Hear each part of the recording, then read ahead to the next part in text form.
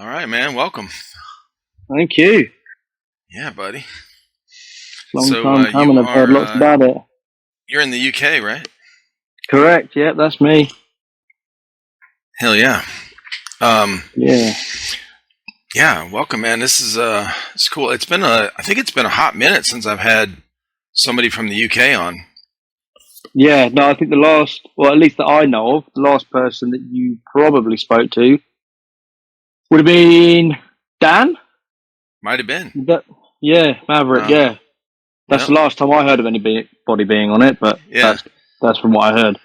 So there was like last year, or maybe at the beginning of the year, there was like a 2 or 3 month section where it was everybody from the UK, man. It's like one after another. It was crazy. Yeah. Yeah. No, it's interesting trying to, link up time zones and whatever, because obviously we're 5 hours ahead of you and so on and so forth. But yeah. That's usually the big issue with people in different countries. We try to do a larger group podcast with, I think there was 6 of us all together. Right. And there was like 2 of us were on the East Coast of the U.S. 2 of us were in the middle, Central time in the U.S. One of them was in the Pacific Coast, so California or whatever, different time zone. And then we were trying to have Kicking Mustang on as well, and he's in the UK. So I was like, dude, good God. It's all these different. So the only good time would have been like Saturday afternoon if somebody wasn't at a match, like playing a game or something. God. So it is difficult. Itself. Yeah. Yeah. But no, it's good to be on. I've been speaking to Marcus and Dan and stuff like that about it, and they were like, yeah, you should contact me, we should get on it, blah blah. Yeah, haven't got round to it, and then I was like, yeah, fine, I'll text you and see what happens, and we'll go from there. Awesome, man. Well, I'm always really open. I love meeting people, and I love having people on here and having guests. So I love when people reach out to me, and especially when you've known someone or you played with somebody that has been on. It works out nice. So what? Yeah, because I know that whole group, like Bernie, Caitlin, Dan, a lot of them. I was just going to say, yeah. Yeah. So, Marcus actually introduced me to Airsoft, which was quite good. Okay. Give a little background on yourself real quick. Yeah, so it was, I'd say, I don't know, nearly 2 years ago was when I first, had my first game, borrowed a plate carrier from Marcus, borrowed a gun, the works kind of thing, and he was like, yeah, just come along, you might enjoy it, because we talked about doing it for a while. And I was like, yeah, right, let's do it. Bite the bullet, just crack on with it. And after that, it was like a kid at a candy store. And then he took me to the range that he goes to. He was like, oh my God, I've got to get more of this. This is great. But yeah, no, I love it now. And I just recently played yesterday, which was good fun. So yeah. Yeah. Where were you guys playing at yesterday? Playing at Driverwood. Oh yeah, Driverwood, yeah. Which Marcus and that lot play quite frequently. I think it is Alex Hillary. Is she over there? Rings a bell. I've heard them through Marcus and that lot, but I can't say I know them directly. But yeah, but no, since Marcus introduced him to me, it's just been like, right, it's I'll get one thing, and then you end up buying more. And you buy more, and you buy more, and then you get more guns, and spend too much money, and it's a bad habit, but it's good fun. Right. Really, really good fun. Yeah, for sure. Yeah. No, it's Marcus is a bad influence. Funnily enough, I played rugby with him. Okay. He came along, and I was like, he's like, oh yeah, I do Airsoft on the weekends, so I'm going to be like really sore from rugby, and then I've got to play Airsoft, blah, blah. And I was like, okay, that's cool. And then he was like, why don't you come along? And I was like, okay, I'll give it a look. And then I think it was probably about 6 to 7 months from when he originally mentioned it to when I actually started playing. Okay. But yeah, it was just one of them things. He's like, come along. First time I went, it was absolutely tipping it down with rain. It was cold. It was January, and he was like, yeah, you'll love it. It'll be fine. Put a cap on.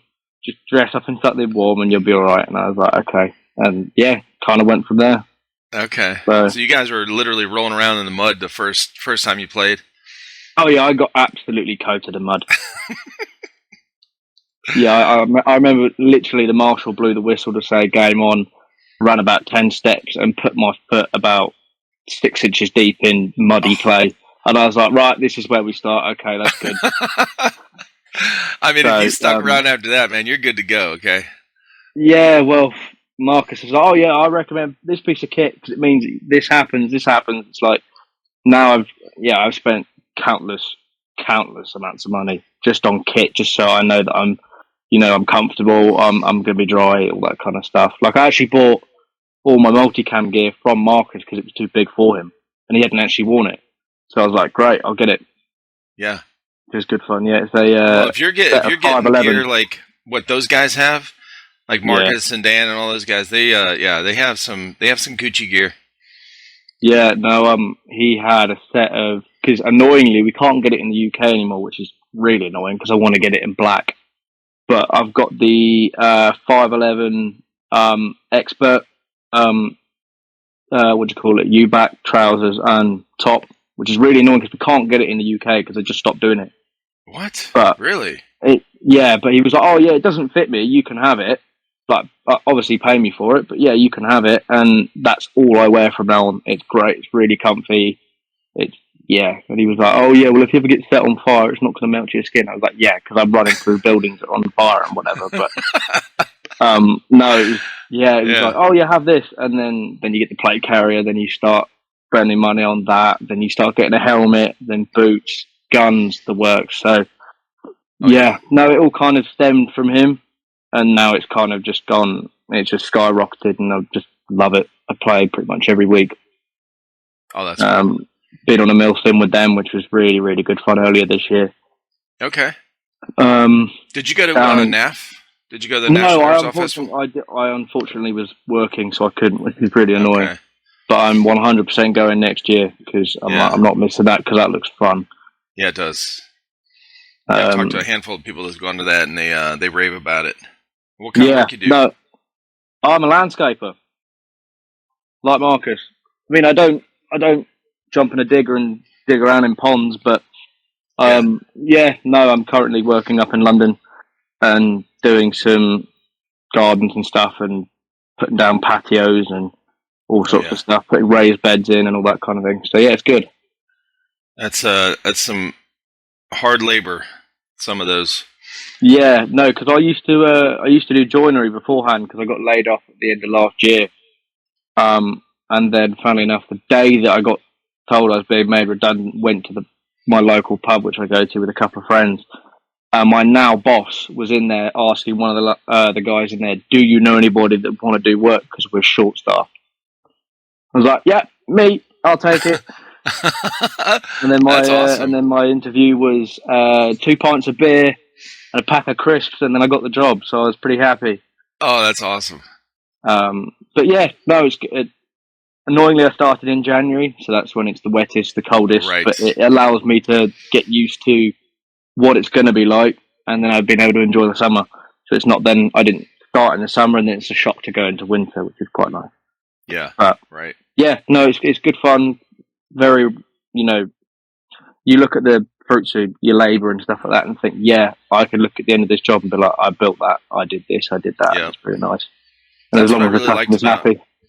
Flipping houses. Yeah, I was doing remodelings and stuff, and that's what I really like about it, because you do all the we'd go in and do everything from the start. So we would demo, rip everything, all the old shit out, and then just start from scratch, fixing all the walls or putting up new walls, and then mudding and painting and all that kind of stuff, and then new floors, everything, right? So you get to 100%. See all that from the start to finish. Yeah, you get to see from your blank canvas to your finished piece, and it's really nice. Like, we've started a new job just today in London, and we've basically gone in with diggers, and we just ripped the lot out.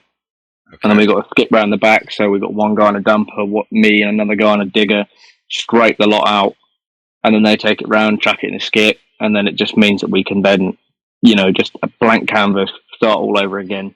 Yeah. We've got the plans marked out with the survey spray, so we know where everything's going, and it just, when we go tomorrow, it'll just be like, right, this is where we start, this is what we're doing. Yeah. So yeah, it's nice. Now your patios, when you guys do like backyard patios for people, is it popular for what do you guys do? Like, what's the most popular, brick or concrete or like the special patio bricks? Well, currently for this one, we're doing we're slabbing, so we're laying a concrete foundation, and then we're going to slab on top of that. But then we're going to have, so that's going to be like a sandstone, and then we're going to have like a grey patio kind of paver around the outside. Yeah. So it varies all the time. Sometimes it's just straight patio with a brick outline, or it might be just patio, or it varies very much. But it's good fun. Do you guys do decks? You know, like wooden decks? Yep. Yeah, okay. We did one of those on a job. So basically, there's one job in London, which I was on for the last month, and just today I've started the new one, which is, funnily enough, it's less than 5 miles away from the last one. But we were doing a big deck over there, which then goes out onto the River Thames and through London, stuff like that. So it's really nice. Oh, that's cool. We do quite a lot of decks, quite a lot of patios. Just kind of, and lots of raised beds and leveling lawns and things like that. So yeah, good. Gotcha. That's cool. Yeah, it's good work. I enjoy it. It's definitely hard labor, but physical. It's a physical job. But it's very rewarding, though. Very rewarding. Yeah, it is. That's cool, man. Hell yeah. Yeah, it's good. What do you got? What do you got planned for your airsoft gear? What's the next thing you got planned for your airsoft gear? What's your next upgrade? Well, last week I got my helmet, which is nice. So I've just ordered a cover for that. I'm going to get some more comms and hearing protection, which would be nice. Probably get that within the next couple of weeks. Oh, what else? I don't know. I'm definitely not getting nods because I can't afford that. Do they have a lot of night games over there? At Driverwood I've done or whatever? Good handful of. I've never done them at Driverwood, but I don't know if Marcus or that group or the group that I play with have mentioned South Coast CQB. Have they mentioned that? I don't know. Maybe it's the old naval base. Okay. Or I say not base, barracks. Okay. That is no longer used, and they've turned it into a big airsoft field, and it is so good. Because you can go through all the canteens, you can go through all the dorms, all the barracks, the toilets, the lot, and wow. They do night games there, and that's really good because everybody suddenly starts. Because usually in the day everybody just runs around, grenades the lot, but at night they'll just kind of hunker down, and everybody's dead quiet, and the only thing you hear is either hit or someone shooting. You don't hear any comms because everybody's just keeping quiet, or you see little flashes of torches and stuff like that. But no, I've done some night games there, and they're really, really good fun. Okay. It's all very, very close, confined stuff, which is really nice. There's like a big car park on the side, which is more open. That's fine. But the main buildings are very, very tight-knit, and you can go in. Like, there was one guy there that I went and played with, and he proceeded to lay down in the shower block where there was a bath, and was laying down in the bath to wait for someone to walk past him, by which point he jumped up and shot them in the arse with his pistol. Which is, that was quite good fun. Yeah. But yeah, lots of people start hopping through windows, and yeah, it's all good fun. That's cool. Hell yeah. Yeah. Yeah, when I first started talking to these guys, and I said, do you guys, because I talked to everybody. I talked to paintballers. I talked to milsimmers, outdoor, skirmish players. I talked to a lot of speedy boys, right? I talked to the guys that are on tournament teams and stuff. And so when I remember asking, I think it was either Dan or Marcus, one of those two, I asked about, you play speedsoft, and they were like, "Oh no. Oh that's a bad word over here." I agree with that bit. There was funny you say that. There was a guy yesterday that was a speedsofter. Everybody else is in full kit, multicam black, tropic, whatever you call it, or whatever it might be. Everybody's in all that gear, and then you've got one bloke in the middle of the safe zone in bright purple and green, with a speedsoft mask on, a high cap, a pistol, and a handful of grenades, and was just running around like a lunatic. Oh my god! And we were like, "Yep, everybody's hiding," and you just see this guy just run straight past you, and you're like, "Oh, right, okay, fair enough." Awesome. But do you know what? If you're happy, do it. Crack Right. on. I'm never going to do it. Got me on a milsim for 4 days with no food or sleep, and I'll have fun. Put me in one of those, I'm like, nah, I'm all right. There's a meme on, I think I saw it on Instagram or TikTok or something just recently, last couple months, where, and I know there's a bunch of them out there, but, you know, 2 guys, it's milsim, outdoor, 2 guys are stacked up, like ready to, you know, bust through this door entrance or whatever. It was an open doorway, but they were going to toss a grenade in there. So they're like talking back and forth, and then you hear this, and this dude runs right past them, like just shorts and a, you know, bright t-shirt, like Speedy Boy. Just runs Now people do that. Oh, God. But I don't mind getting shot, but people that just do that and run into a building and just get lit up, I'm like, how do you do it? Yeah. It doesn't matter. I can't compute that, because it's like, you're there to have fun, but you're not there to just be constantly in pain. Not only that, but I mean, if you're, well, one of the things too was, I remember who I was talking with. Actually, it was the first girl that I had on the podcast. First female airsofter, Chloe, her name's, or that's her name. Her channel is Englefield Echo. And she that rings a bell. I might have listened to that the other day. Okay. Because I go on Spotify and I just click on it and it just rolls through all of them when I'm at work. Yep. Yeah, she was like, we don't, she's like, these guys come in and, like, dude, you're ruining the vibe over here, because they're all trying to, you know, and they're just running. But I was like, you know, I think one of the issues, this has been a topic of conversation, even in the U.S., where I've talked to, you know, a lot of people, where it's kind of, you know, more accepted, I guess. But is the fact that they kind of, like, if they're on your team, they're always in spawn. Like, they're always running back. They're running out, and then they might get one person, but they're definitely getting shot, because they're just running through the open, and then they're always going back to spawn, and they're kind of just messing up the team flow. I just don't understand how they have that much energy to start with. When they shout "go, game on," I run about 60 meters and I'm finished. They're like, right, because there's a tower in Driverwood, basically, where if we start at the top, because they've got a spawn point down the bottom, and then we've got a spawn point at the top. It's like a big L shape, because it's basically got a big long causeway, and then it drops down to another section. And there's a tower at the bottom. It's about 60, 70 meters down, and they'll shout "game on." Everybody just tries to run for that. So it's like, who can get there first? So I'll absolutely pelt it down there, and I'm like, yeah, I'm good. I'll jump in the tower, goggles are steamed up, and I'm like, nah, I'm all right. I just need to take a lay down for a minute, and then I'll start shooting again. So we've got a couple guys on our team that I play with who, they're like 16, 17, and they've got too much energy. They've got as much kit on as I've got, as much weight as I have, but they've got 10 times more energy, and I'm like, I don't know how you do it. I really don't. That's funny. Yeah. Okay. I'm putting this down here. He's bloody wobbling. That's better, probably. Oh, go ahead, man. Yeah, whatever. It's cool. I can see the camera wobbling like that, and I was like, that's going to annoy the hell out of everyone.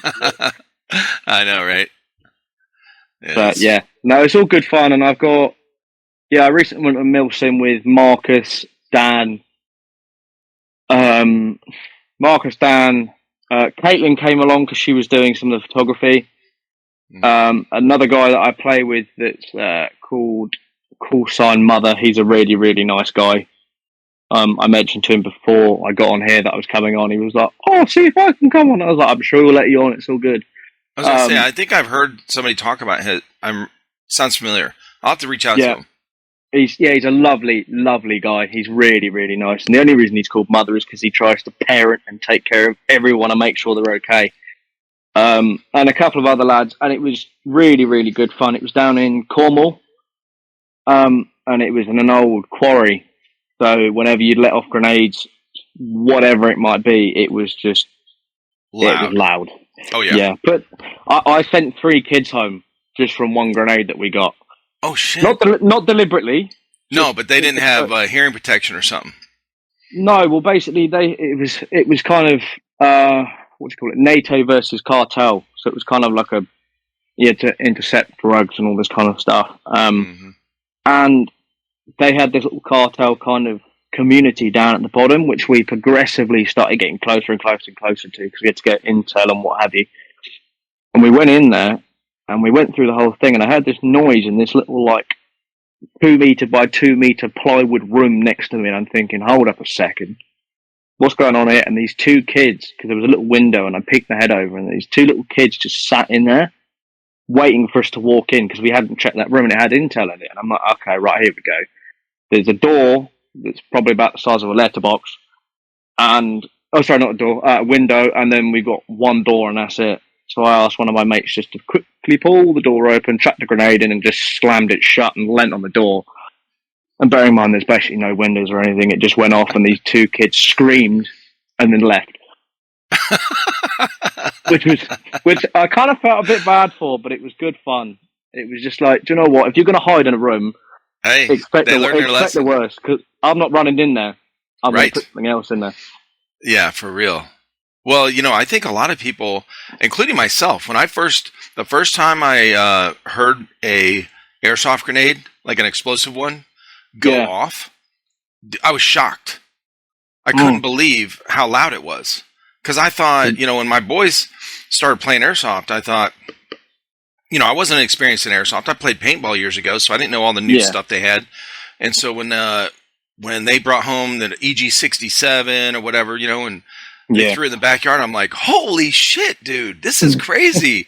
And they're like, they're talking about, because I was editing their videos from like their like gameplay videos and stuff when they'd come back, and they would be, it was like a abandoned nuclear facility that we have down here in South Carolina.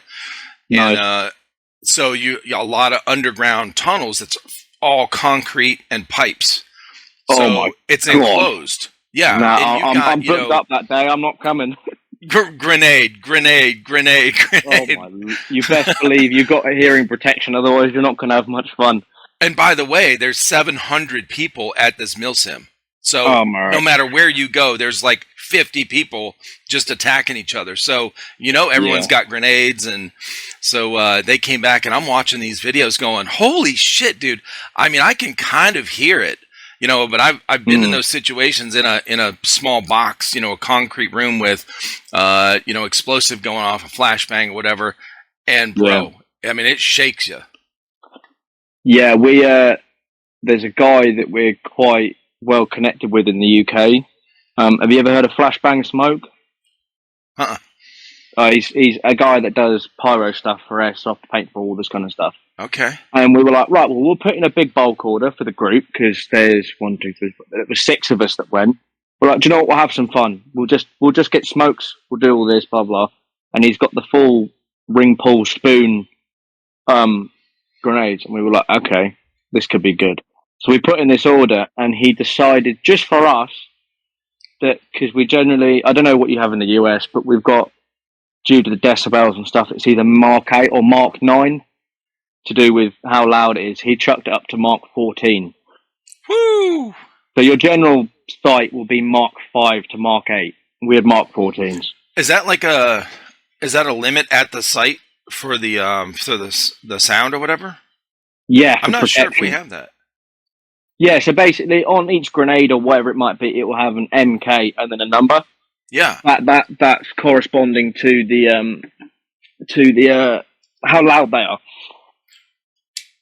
I'm looking up the EG67 because that's a real popular one to use down here. Yeah. So I wonder if that's M67. Okay, it's I'm going to see if it's got like a rating on it. Yeah, well, I'll quickly find a photo of the one that Dan got, and he took a photo of the box of it. Okay, here we go. Noise level. So it doesn't have a mark on it. They're just the noise level is listed as the decibels. It's 120 decibels. Right. Okay. So it's pretty loud. I can't remember off the top of the head what our ones are, but yeah. But this way, they were loud. I'll bet. Yeah, I'm just trying to see, because I remember Dan he posted He posted a photo of the box that we. Yeah, so these ones here. Oh, sorry, Mark 12, not Mark 14s. So it looked like that. So that was the grenade that we had. And I got a clip on my phone. Look awesome. I'll see if I can find it later. I'll send it to you. But there's this clip of Dan running up the middle of this quarry because we were near the cartel base. Yeah. And Mother's in the background just saying, "Be careful, Dan. Remember, there's a 3-second timer." And he throws it. You hear the initial little pop, which is igniting. Yeah. And it lands. And the noise that this thing created. Bear in mind, we're in a big quarry, so it echoes like crazy. And it goes off, and we just hear this squeal from down this pathway because Dan just dropped a grenade on some poor child's head. Oh my god! But no, it was. I think it was. We started it on. We got there the Friday evening, ran all the way through Saturday into the evening, and then did 2/3 of Sunday. Yeah. But we had the full military ration packs. We had the works, and it was that was my first ever milsim I'd gone on, and it was so fun. That's cool. Yeah, I'm definitely wanting to do another one. I'm the same guy that did the milsim for that is doing a big CQB course in a there's a prison down near Gloucester. It's kind of west of where I am, to kind of closer to kind of Wales way. And he's doing one down there, but it's in a prison, which has been turned into an airsoft site. Oh, wow. And he's currently serving, but he's got the works, but he's got sledgehammers, bolt cutters, he's got silhouette charges of work. Shit. It's a whole weekend. Oh my god, that's wild. So we're going down there on Friday to kind of get situated and stuff like that, and we're sleeping in the cells of the prison, which will be interesting. Awesome. And then we've got the full Saturday. Friday we're having like a big social thing, like gathering to get to know everybody. Then Saturday is like all the CQB based stuff, and then the Sunday for 2/3 of that is like a game day, so that we can put everything that we've been taught into practice, which will be really good fun. That's late January. Yeah. Which, I can imagine that's going to be good fun. Yeah, that'll be cool, man. That those are kind of popular. The abandoned mall, the abandoned prisons, the abandoned. There was what did I see? I talked to somebody that went to the insane asylum. Yeah, and it was one that was fairly popular because I think Airsoft Alphonse had a big popular video on it while the event that was there, and a lot of those are popular, man. They're those indoor, just run down, smashed up, decaying buildings. They do look good fun, yeah. They can be a bit dodgy, but they look good fun. Right. I know, man. I see some of these ones, and I'm going, damn, bro. You better be aware of your surroundings, because you could fall down some steps, fall into damn chunks of rebar. Through the floor. Yeah. Through the floor. Yeah. No, having said that, the amount of stuff I've seen with you guys in the US that you do, like I've seen some stuff in Georgia, as you say, South Carolina, where your boys went. I've seen clips of everything, and I'm like, I want to go over there and do a milsim, especially milsim West, because that looks goddamn fun. Oh yeah, yeah. It's just a matter of stuff. Well, they just had Third Coast Airsoft. They're a pretty big company as well down here.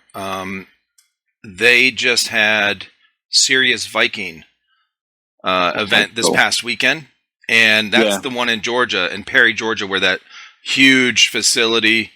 It's like I don't know how many acres, but tons of like buildings, abandoned buildings and stuff. But I've been watching some of the clips on Instagram of them. They were shooting like the rocket launchers, right? Oh my god, yeah. Because they do Third Coast they do helicopters, okay? They do, I don't think they've done the tanks, but they'll do the Humvees, the Humvees. Yeah, I've seen that. That looks 50 sick. cal. Yeah.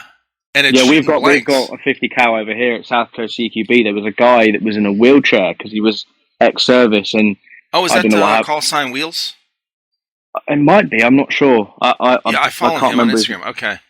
But yeah, we were just like kind of walking around. And I was like, oh, there's a, he's got like stuff on the back of his wheelchair and whatever. He's got these big chunky tires. He's got an Airsoft Claymore strapped to his feet just in case anybody gets too close. And I think that is the guy. Okay. And we were like, well, I don't see a rifle. What's going on? He had a 50 cal Airsoft minigun strapped to the front of his wheelchair. And I was like, that is genius.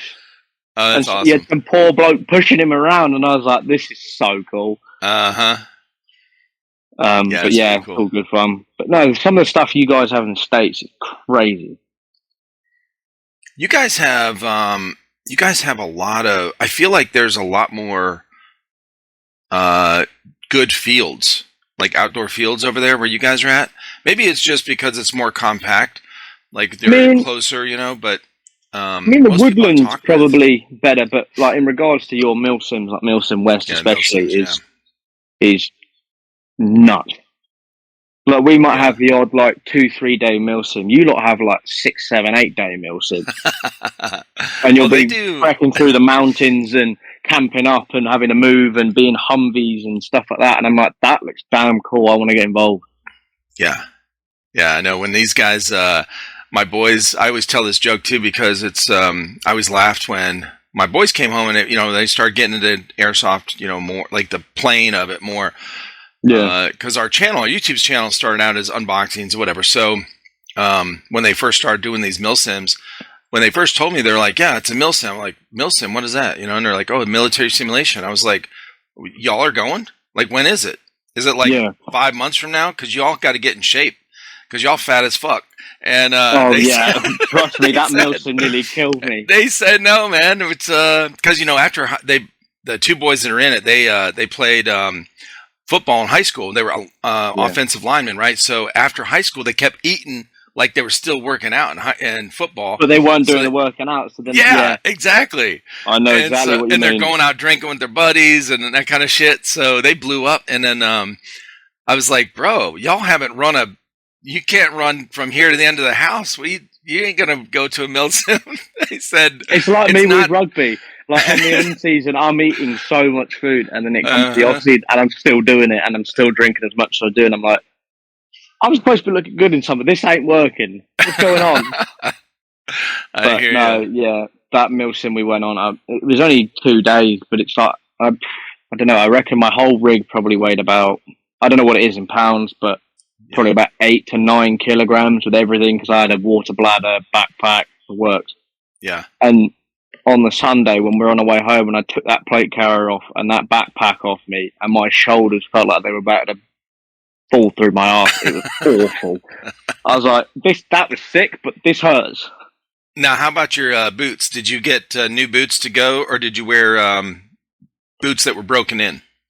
I actually got new boots for it, but I'd broken in because of my work and stuff like that because I was doing some digger work and stuff like this and kind of general stuff. I wasn't going to get muddy or things like that. So I wasn't really bothered. So I basically wore them to work for about 3 weeks prior to the event. Perfect. Yeah. So it was nicely broken in. And like some guys were walking around in like 50 quid boots and mine are like 250. And I was like, I now see why I spent the money because these guys have got blisters, their feet hurt. And I'm like, I'm fine. I mean, I jumped into trainers for the afternoon when we were back at camp and stuff like that. And we were just chilling out by our tents and, having a beer and just chilling out by the fire and whatever. But when we were out, I was in boots. And it just made all the difference. They would be like, why'd you spend so much money on your boots? I'm like, well, if I'm going to be in it for 3 days, I don't want my feet blistering up and getting sore whilst you're spending £50 on your boots and then you complain your feet hurt. Yeah. But, yeah. No, that's a big thing, man. Like, I don't care. I've said this numerous times on here when we're talking about these kind of things. Like, guys that are new to airsoft and new to a milsim. If you're going to go to your first milsim, here's a pro tip, everybody. If you haven't heard it before, we've said it numerous times on here. Definitely break in some of your gear, especially your footwear, whatever you're going to wear to a milsim. Yeah. Break it in. Don't buy brand new boots and then save them and just don't let it be the first day you wear them at the milsim because you will be hurting. Okay, for real. Another thing about good boots is that even if you buy it, you can still have that slight little shine on them from when they came from the factory. Yeah. So if you also break them in, you then lose that shine, which then means people aren't going to see it. I mean, it's a small chance for people with brand new gear. You look like a damn fucking new guy in FNG, you know? Yeah, but, you know, as much as seeing your boots is probably quite a small percentage of a chance of you seeing them, it's still, you know, you could be hiding in the bush and someone sees a shiny big brown boot on the floor, they're going to spot you. That's true. But, yeah, it's like, everybody's like, why do you spend so much money on your gear? Like, you know, 250 quid on my boots, or like 380 pounds on all of my like my BDU and my trousers. And everybody's like, why do you spend so much money? I'm like, because if I'm going to be in it for more than 48 hours, I need it to be comfortable. Because you get people to buy it off of like Amazon or cheaper places, and then they're like, oh yeah, it's itching, it's rubbing, it's scratching, it's uncomfortable, I'm really, really hot. And I'm like, yeah, well, I spent this much on mine and I'm perfectly fine because it works. And it does make a difference. Yeah, 100%. Like, I see some guys running around in like BDUs from Amazon, and I'm like, right, okay, are you cold? Yep. Are you sure? Yep. Is it rubbing? Yeah, it is. Are you? No, because I spent a lot of money on mine and it's good. It makes all the difference. My oldest son bought. He did what you did. Okay, he spent the extra money and got the good gear, and that, you know, the good camis, whatever. And I mean, I can't afford Cry. I can tell you that much. That's too expensive. No, that's where there is a balance. Like, you're not gonna, you know, tell too much of a difference jumping from that what you have to that. But, yeah, well, I've got 511 and Cry. It's like, you know, at the end of the day, you're paying for part of the brand as well. Like, you're paying for that name, bro. Come on. Yeah, it's like different between Volkswagen and Bugatti. You're paying for part of the brand. Don't get me wrong, they're different, but like in the grand scheme of things, a brand makes a big difference. Well, they went to their first milsim. My son, the oldest one, had the good BDUs. The middle child, you know, the other one, he had. He's like, fuck that! I ain't spending all that money on that stuff. He went to Amazon, got his BDUs. No shit. Not even 30 minutes into the game, his pants split right up the middle. No, he goes to kneel down. You know, it's hot and humid out and raining, and he goes to kneel down there. It's all stuck to his thighs, and it just. So he's got a GoPro on his helmet. It's not worth it. And I can hear it when I'm editing the video. I'm like, what was that noise? And then he looks down, and I'm like, oh shit! And I was editing the video. He was actually they still lived here when I first started the channel, and I said, Colton, come here. What happened to your pants, bro? I thought you were, you know, I'm just going to get the cheap shit. He goes, yeah, I learned my lesson.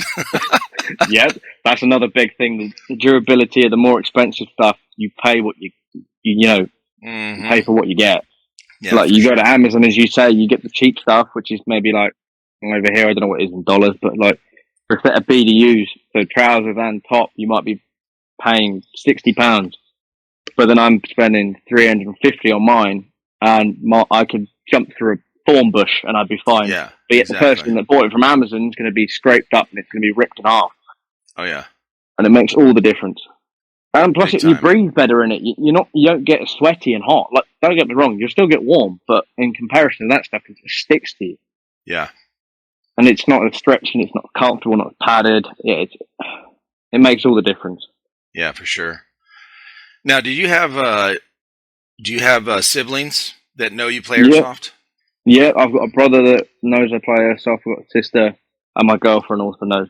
I'm actually full-sign mother's, actually, because I sometimes go and see him. My girlfriend's with me, and he's actually trying to get my girlfriend to come to Airsoft. Yeah. Like, I saw him on Saturday. He was like, can we shoot test you, please? And she was like, no, it's not happening. I don't care how much you pay me. You're not shoot testing me. But we're slowly trying to get her to come because it would be really good fun. Well, what is she? How was her reaction when you first started playing? Was she like, "What are you doing?" Well, I actually started playing before I'd met her, but once she found out, she was like, "That sounds pretty sick." And then she saw all the photos that we've got and the videos, and she saw how happy I am with it, and she was like, "Yeah, you spend a lot of money, but as long as it makes you happy and you're doing it in moderation, you do what you want." But she wasn't happy when I bought my gun, but that's a different map because that's too expensive. What'd you get? I got the same one as Marcus. Oh shit! I got the okay. GVLS DAS. Mm-hmm. And everybody's like, "That's so much money." I'm like, "Yeah, but it's so good." Like me on Sunday, because I was tuning it in because I hadn't quite got it perfect. So I got a new optic and all this kind of stuff. And basically, where they do Corona, you got one set here and you got the range there, so people are like shooting down, and I'm just shooting it, and I've got all these kids just staring at me like, "What are you using?" They're like, "That's gas, isn't it?" I'm like, "No, it's electric." They're like, "That can't be electric." I'm like, "It is, trust me."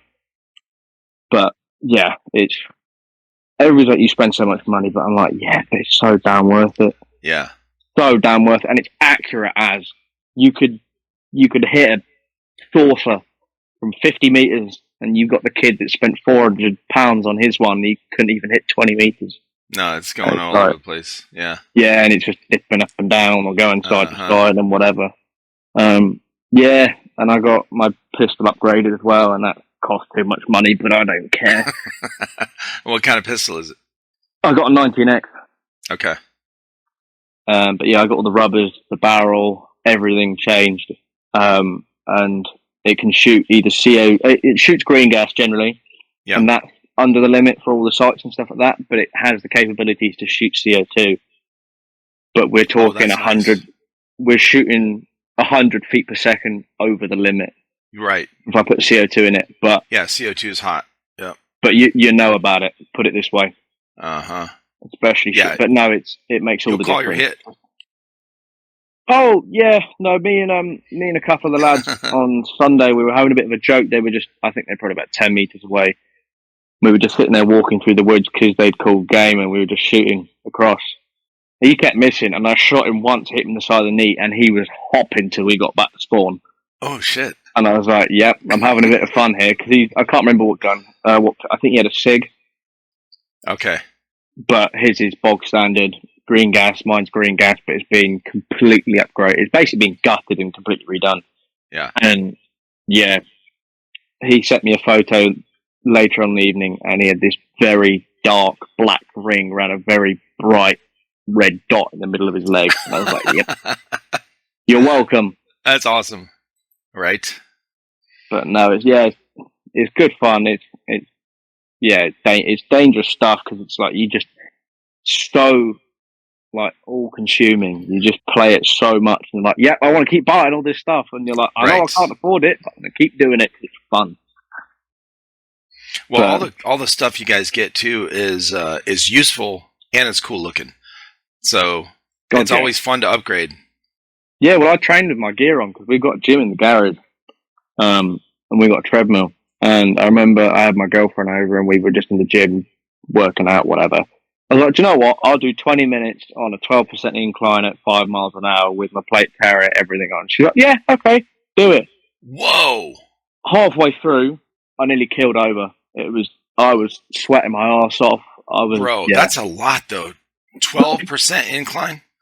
Yeah. 5 miles an hour. I'd like to think I'm fit. That's a good 20 minutes. But I got to like 12, 13, nearly died. Oh, that's fucking good though, bro. I was like, no, I need to stop. Because I set myself a task with all my gear on. It seems really ambitious. But I want to try and set the task that I can do. What was it? I think a steady jogging pace for 30 minutes on flat. Just try. I don't have any weights in my plate carrier or anything, but just to try and keep up with that. Because on the milsim, I was slacking. And I'm like, it's not fun. Like, you got the guys, obviously, that are current serving that are just zooming off. And you're like, okay, that's fair enough, because you run with weight and all this kind of stuff. This stuff others for you. But I'm like, it'd be good fun. Yeah. I wanted to be able to also do on a 10% incline at the same speed for 5 minutes. Because I think that would be, because I can't remember the last time I ran up a hill for more than 5 minutes. Yeah, right. But, and then when it comes to rugby, it'll be even easier. Whiz around the pitch. But yeah man. All good fun. When these guys, I think it was the second or third milsim they went to, I'm looking at their footage, and when they said game on, they were, it's in the woods, and where they were starting, was at the bottom of a hill. Now it kind of slowly inclined and then kind of went up steep as they got towards the top. So I'm watching. Colton is the middle son and my older son. So Colton has always been pretty fast for a big dude. Okay, he was always really good. He was always the in football, American football. He was the pulling guard, right? So he'd go out and quick feet. How tall is he? What's that? How tall is he? 6 foot, and he was when he played football, he was 300, and he was squatting 500 and benching, over 300.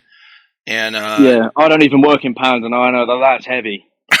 It's some heavy shit. Yeah, but he takes off, and he's fast. He's passing everybody in the group, but he gets gassed. He can't last that long. He's going up the hill, and then bonk. He hits a tree root because you start getting tired. You're not picking your feet up, and just face plants. It's pretty funny. But yeah, run up a hill is no joke with gear on. Yeah, there was a hill on the milsim that I remember me and Marcus and Dan and a couple of the other lads had to run up, and going down it was a breeze. It was great. I loved it. Going up it was absolutely horrendous. I think it was something like a 35% incline. Woo. And it was over about 60 meters. And there was one point where I was at the top of the hill because we'd got comms that Marcus and Dan had gone on like a little scouting mission at recce. And there was this bridge in front of us, just below this hill where our fob was at the top.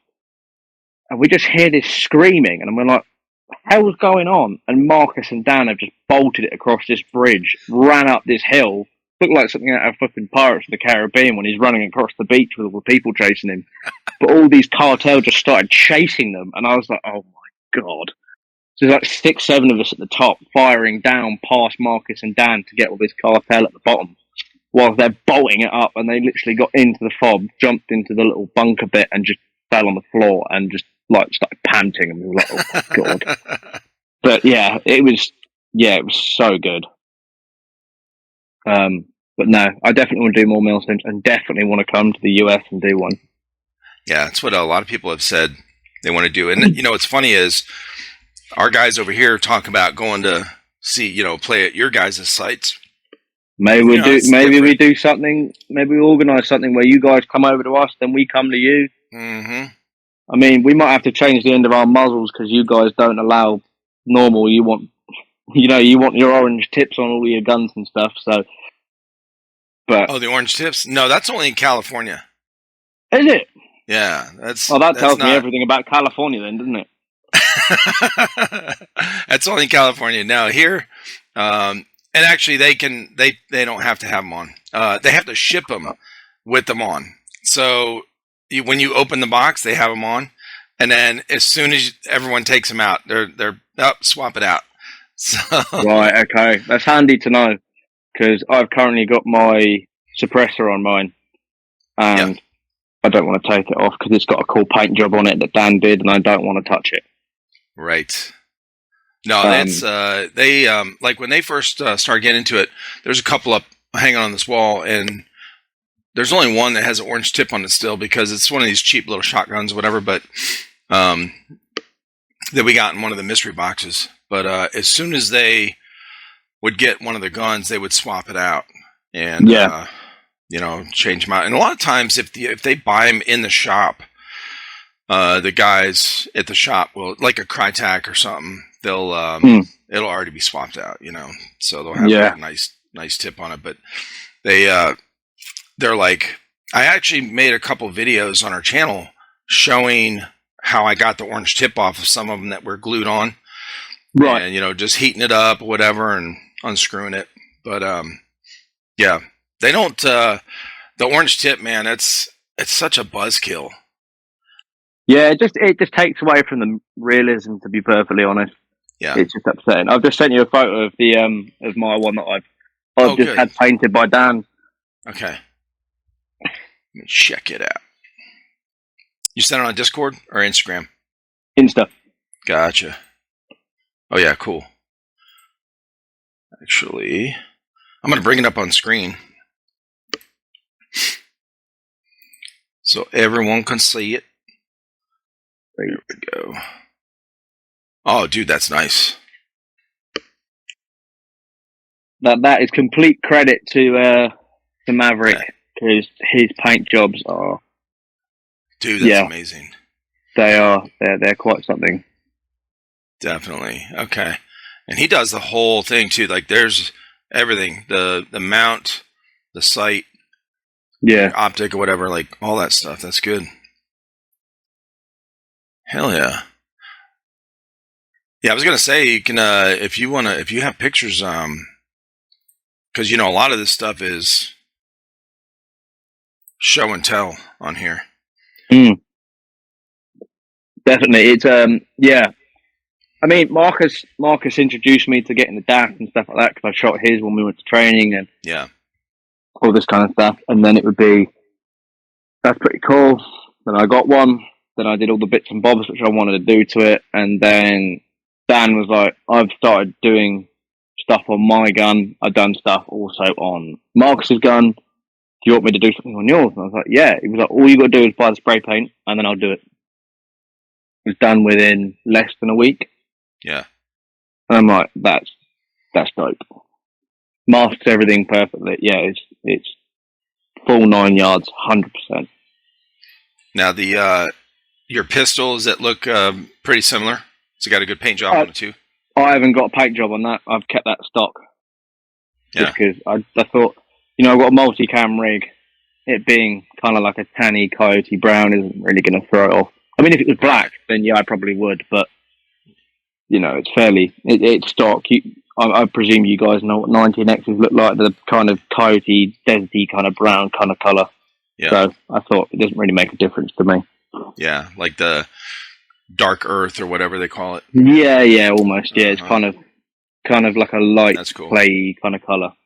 So yeah, no, that's I haven't got anything on that as far, but maybe in the future. I don't know. It's also got a nicely upgraded slide as well, which is a nice, because obviously you get your bog standard aluminium ones, and then you can get your upgraded aluminium, and then you can get your steel ones. Mine's a steel one, and it's nice. Now, do sounds you guys, the part as well. Did you guys, you and your brother, grow up around guns at all? Did you have like sporting pellet guns or anything like that? My dad, he did kind of pheasant shooting and stuff like that. And then he did deer stalking for a bit. Okay. So we've kind of grown up around shotguns, rifles, that kind of thing. So I'm fairly used to it. And my dad's good mate, when my dad passed away, he sold him his rifle because we couldn't hold it because we don't have a license. And he's got like a 40-acre farm. And I went there the other day because I never got to shoot it. And it's a .243 Windsor. And he took the suppressor off of it, and that thing fucking goes. Yeah. That thing properly goes. I shot it off the front of his Land Cruiser. Okay. Into a tree. And I was like, yeah, that's pretty damn good. That's a good feeling. Those 243s, those are nice. Yeah. Yeah, because I did 2 with the suppressor on. And he was like, go on, take the suppressor off, you'll be fine. It's only a bit loud, a little bit more recoil. I was like, okay, no worries. Did it, and then my ears were ringing for about 10 minutes after that. Yep. But yeah, no, I hit it into an oak tree from about 100 yards away within the circumference of a Pringle can. So I was pretty impressed. Given the fact it was the first time shooting a rifle, I was pretty happy. That's good. Yeah. Natural. No, it's good fun. Yeah, well, I suppose I've just grown up living around with my dad and stuff like that, who's done shooting before. Yeah. I still occasionally do the bit of the clay pigeon shooting. Like, I'm going to go off and do some deer shooting with my dad's mate on the farm at some point, because he's got a few high seats around the farm and so on and so forth. Yeah. So, yeah. I'm a bit of a gun fanatic, as it were. Now, how is your brother knows you play Airsoft? Has he ever showed any interest? I mean, he's a big lad. Like, I've yet to try and get him into it. It's not really his cup of tea. He'd much prefer to sit on his custom gaming PC and shoot a bunch of teenagers on COD. But on COD. But no, I mean, he's more suited to rugby. He's not really suited to being stealthy. Put it that way. Yeah.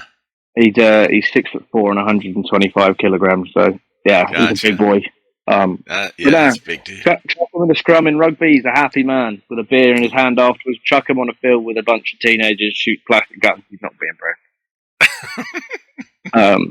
But I mean, I've tried it. He shot my guns out in the back garden, but he's never really kind of latched onto it and found any interest as such. Well, the reason I ask is I always ask everybody because, it's like part of your background, how you grew up and that kind of thing. But also, it's I don't think I found anyone yet, or if I have, it's very, very few. Out of the siblings, there's one that's really into airsoft, the one I'm talking to, and most of their family's like, now, what are you doing again? Like, what is this? Like, they don't understand it. They don't really get into it. They don't have brothers or sisters that really get into it too much. So it's always that one out of them, He knows what it is. He just takes the piss out of me for spending too much money and doesn't understand why I do it. All you got to do is stand there and point at his gaming PC because that thing's expensive, okay? Yeah, that thing's way too expensive. He buys a new piece of tech every month. It's crazy. I'm sure. Couple months ago, it was a gaming PC. Next month, 2 monitors. Next month, flat screen TV. Carry on. Does he have the what do you call it? The VR? Oculus? Oh yeah, the VR. Yeah, that thing is. Yeah, I remember when he first got it. He was like, "Do you want to come play it?" I was like, "Yeah, all right." And he chucked me in a big gladiator arena. And I was like, he's like, 2 swords, have some fun. I was like, yeah, okay. This is where I want to be. Yeah. This is so cool. I felt a bit, I don't know what the word is. Felt a bit off afterwards because it's like you're so focused on what you're doing. Right. And then once you come back into reality, it's like, well, okay, fine. Uh-huh. That was fun. I mean, I definitely want to get one, but I just haven't I've spent too much money on Airsoft. That's where my money goes. Yeah. So, sure. Yeah. He's got gaming stuff. Well. I've got my Airsoft. So, right. Yeah. That's kind of what happened with my oldest son. These guys haven't played Airsoft in quite a while. A year and a half or so, I guess. And he's got busy or whatever. But my oldest son, he's got the Oculus and the VR stuff, whatever. And I remember the first time he got it, I was trying it out. I was the first couple, like maybe 10 seconds, I was like, whoa. It really throws you off, doesn't it? You lose your, like, kind of, I don't know what the word is. You kind of lose your sense of direction completely. It really was. It's like you have to really go all by your feet. Like, you have to feel it. You have to feel the ground and feel kind of the weight. And when you're moving around. Almost like being blind. Yeah, right. Right. It's pretty cool. Yeah. It's pretty cool. Wow, they are good fun. Yeah. But no, I'd love to come over at some point and come play with you lot because it does sound like good fun. Right.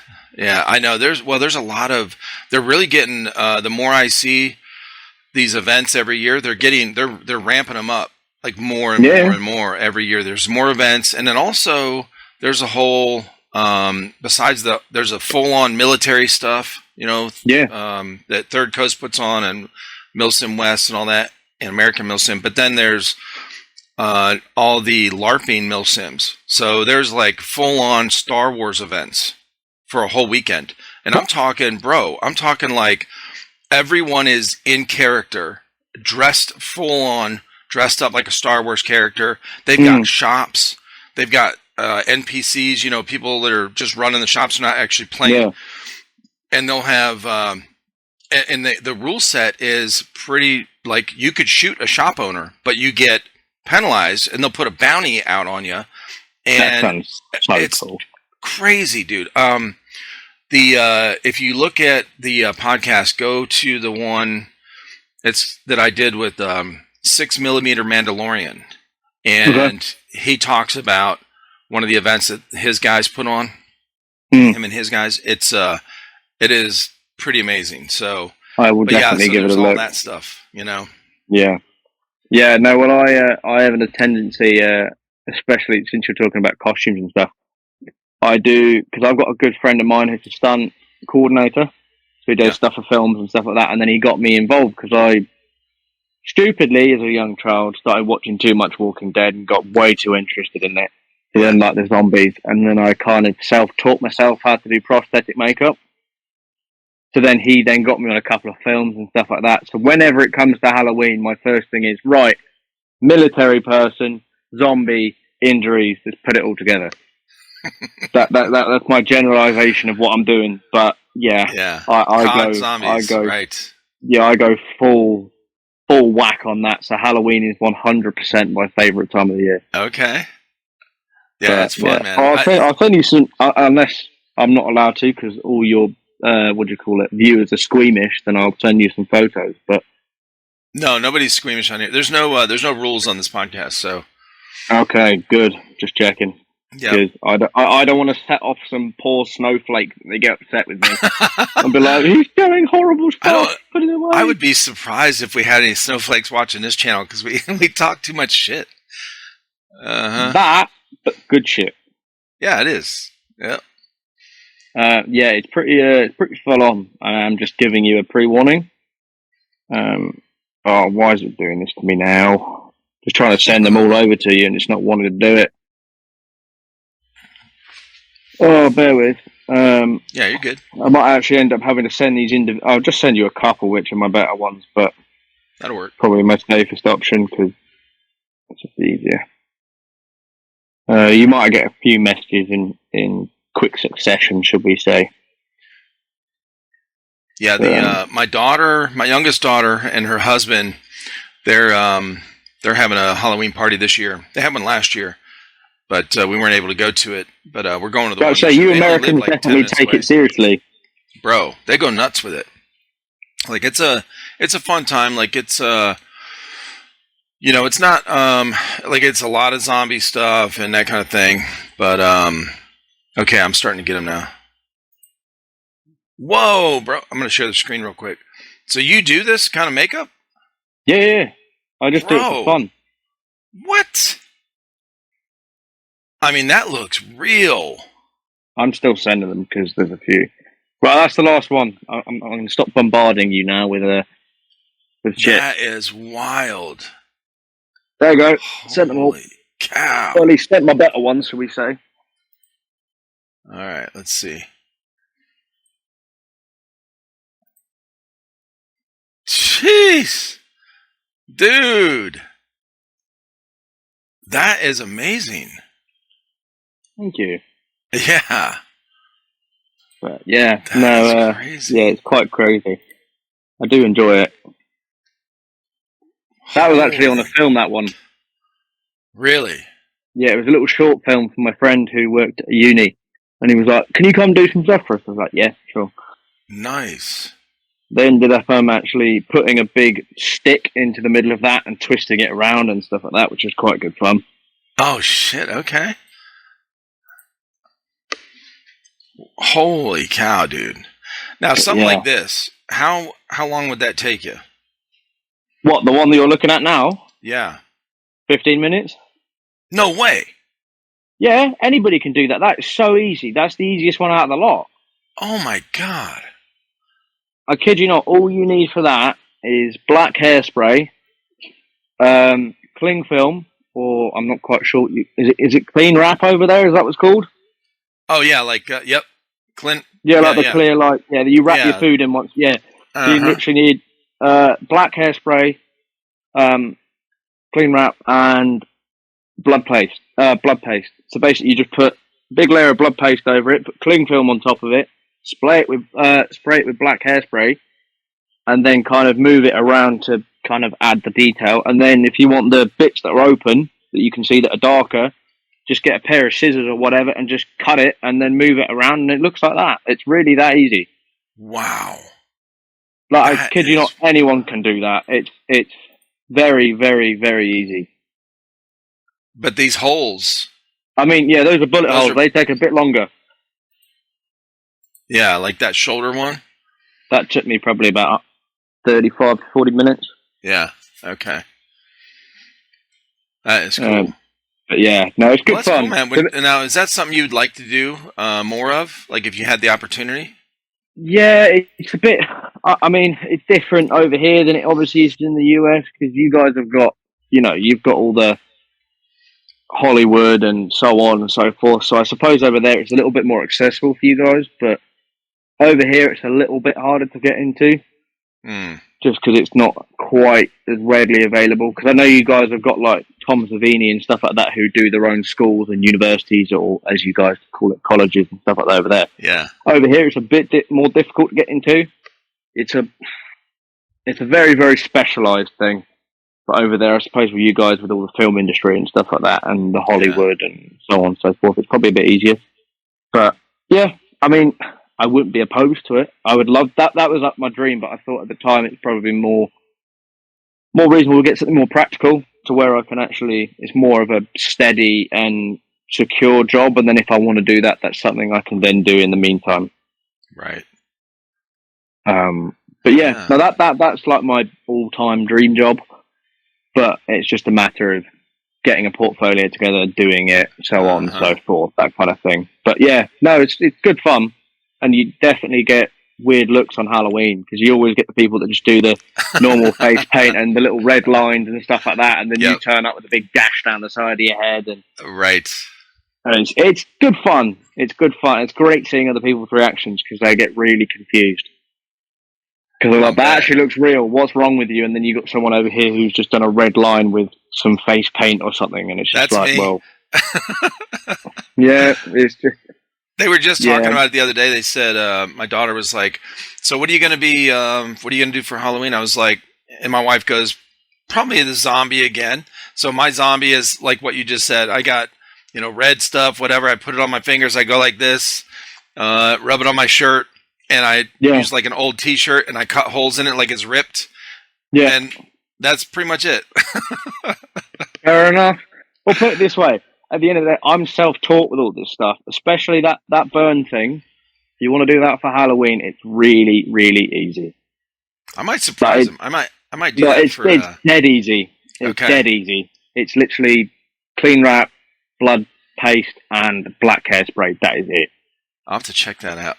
So just put the blood paste on, clean wrap over the top, black hairspray, and then move it around and then cut little holes in it, and you're done. Huh. Like for last Halloween, I did my whole, from my fingertips all the way up to my back, around my shoulder and stuff like that. Whoa, okay. So, yeah, it's not something that's like, oh, you've got to cast something, it's going to take a long time, it's a prosthetic. It's a quick, let's just get it done. This is what you want. Sorted kind of thing. Like it's a very, very easy, and it's quite good because it's if you're in a rush, it's a great thing to do. Yeah. Well, if I end up doing that because that sounds like something I could definitely do. Yeah, I would. I'll definitely post some pictures for you. I was going to say, let me know if you do it, and if you need a hand with it, let us know. I mean, I'm obviously not going to fly to South Carolina because that's a bit expensive just to come and help you do a bit of Halloween stuff, but that'd be wild, wouldn't it? Yeah. Yeah. If you need I mean, that's another thing I want to come to the US at some point for Halloween. Yeah. Because you guys go over the top. It looks so cool. Yeah, they do some wild parties. But yeah, no, I'll if you do it, let us know because it'd be good to see. One of the little things that they have at their party, one they did last year, is they call them ghost shots. So the little mini bottles of liquor. They the really small ones. Yeah, the real tiny ones. Yeah. So they get those. They'll get a bunch of random ones, right?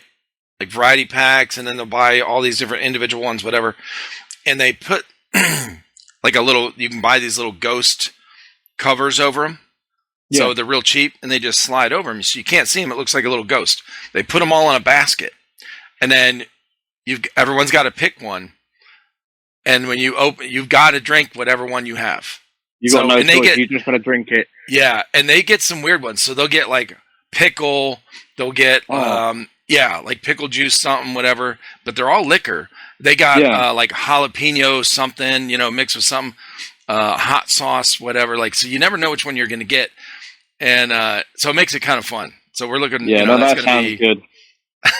that sounds like a good laugh, but it also sounds like it could piss a lot of people off. Oh God, Yeah, I know. My daughter was like, "Yeah, all the girls hate it because when we get the nasty ones, the guys are just like, all right, let's go, but Yeah. the girls are like, I can't do I don't want to touch it. Yeah. It's almost better just to get it down in one and just pull a weird face once you're done instead of messing around with it personally. But yeah, no, my girlfriend's at uni, so I've been invited to plenty of parties, so I know how that rolls. Yeah, lots of beer pong and lots of drinking. So, right. Yeah. No, it's yeah, man. Yeah, it's good. It's good fun. It's just some people can go over the top with it. Oh, for sure. You always got that one guy. You always got the one guy. Oh yeah, there's one guy in every scenario. Even in Airsoft, you've got the one guy. Yes. Yeah, no, good laugh. Well, listen, man, really it's been great talking with you, man. Yeah, definitely. Yeah, so tell everybody where they can find all your stuff and online or whatever, your Airsoft stuff. Do you have channels for it or? No, well, I've got my main one on Instagram, which is _Scuba, which is my main Instagram, and then I've got not anything related to Airsoft, but the prosthetic makeup one, which is Elliot Special Effects. But yeah, that's pretty much it, really. Now, how'd you come up with Scuba? Long story short, basically, the first time I started Airsoft, I'd got some iPro from a friend, and it had the big rubber seals, or not rubber, the foam seals around it. So, long story short, they said I looked like I'd been scuba diving. Then I actually told them that I'm qualified in scuba. Oh shit! And then they went from that. But that's just now stuck. Oh, for sure. Well, how'd you end up doing scuba diving? Just a friend was like, "Do you want to come with me?" Because there's a college around the corner. So I was like, "Oh yeah, that's fine. It's 15, 20 minutes." He was like, "Just want to come, give it a go?" And I was like, "Yeah." So I enjoyed it. Then he stopped doing it. Then the whole family went, and then we just got into it. It's good fun. Oh, that's cool, man. But yeah. Hell yeah. Okay. Awesome. Well, thank you, Max. I appreciate you, man. Pleasure, mate. Thank you for having me. We'll see you, brother. Take it easy.